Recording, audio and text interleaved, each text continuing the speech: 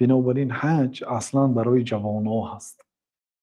جوانی که در ایام 20 سالگیش یا 18 سالگیش آمده است، در طول حیاتش تا 80 و 60 ساله شدن و 100 ساله شدنش از این حجی که یک بار کرده است فایده میگیرد.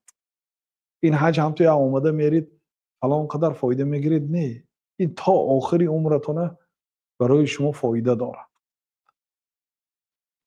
بنابراین کاش در جوانیتان حج میکردید. کسانی که خاصتا در بیرونی کشور هستید، در روسیه هستید و حج ارزان است، از روسیه $5000 و مردمی که در اروپا هستید بله حج 10,000 یورو قریب نمونه، در بعضی کشورها 15,000 یورو هست در اروپا.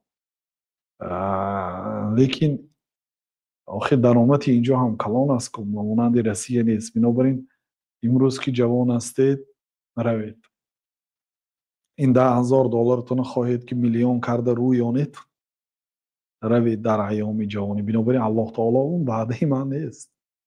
الله تعالی وعده میده لیشهدوا منافع لهم. ببینید سوره حج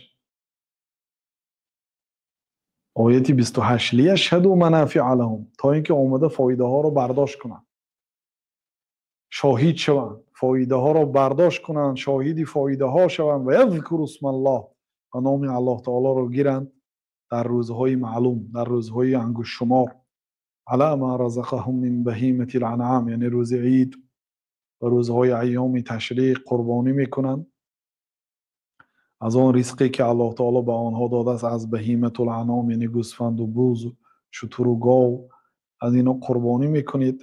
فکلوا منها، از اون قربانی های خودتون خورید. و اطعموا البائس الفقیر، فقیرها و کمبغل ها رو هم یک قسمتی از اون گوشتاتون طعام دید، اونها هم یعنی نصیبه دار شوند، اگرچه کم باشدن به محتاج ها هم دهید، خودتون هم خورید. و حضرت ابراهیم به بالای کوه ابو قبیس بعد این فرمان برو آمدن گفتن که یا ایها الناس ان ربکم بنا بیتا، ای مردم پروردگار شما خانه بنیاد کرد، اوجب علیکم الحج الیه، برای شما حتمی گردانید که شما زیارت این خانه کنید.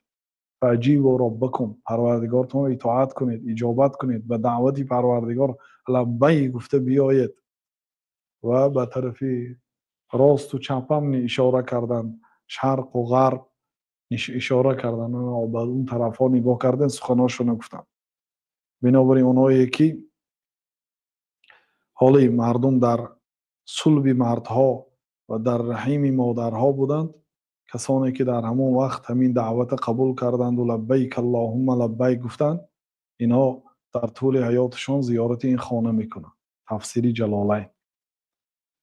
خب این آیات دلالت میکند که حضرت ابراهیم را الله سبحانه و تعالی امر کرده است و سپارش داده است که مردم را دعوت به خانه و زیارت خانه کنند و الله تعالی این سخن حضرت ابراهیم به قلب هر یک بندگانش که این خانه را در طول حیاتشون زیارت کردن رسانید.